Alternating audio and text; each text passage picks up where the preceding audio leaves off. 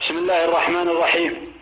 هذه قصيدة نخوها في السجين عوض بن هادي الغرابي، وجهتها لخاله محمد بن علي بن جالية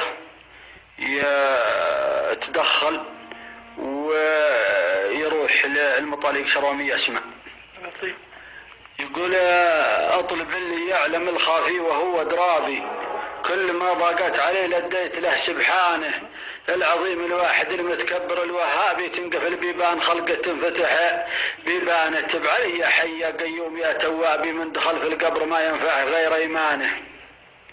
كل رجل له هدف والكل قصر بابي، والرجل يعرف مكانه بعد نطق لسانه. يا سلام الله على الشيخان والنواب، يعد منزر الحرم وملبينه بركانه، والله ان ما لي عليكم لوم بس عتابي بعد ما شفت ابنكم والدمع وسط عيانه.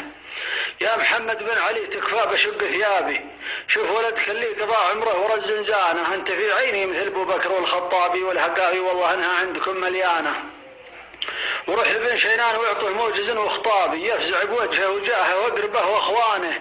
وروح لبن عبصان كم وقف وفكر قابي، شيخة متوارثنها ابوه عن جدانه.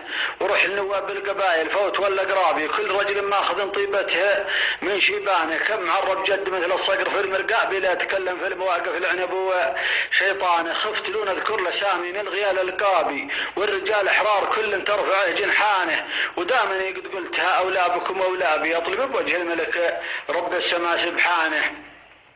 ووجه سلمان الحزم ومجري الهيابي، ووجه شعبه كلهم وعزوته وأعوانه.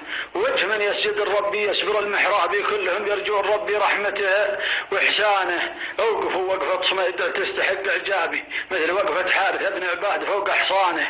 والله إنه غصب أمسك عبرتي وأعصابي، والمشاعر كلها جيعان ضميانه. ما نبيك تطلعه بالفرد والمشعابي، أبذل المجهود والديان من ديانه. المنايا تنتظر في وقتها الأسباب، وكل مخلوق على ما كتب في ديوانه. سلامتكم.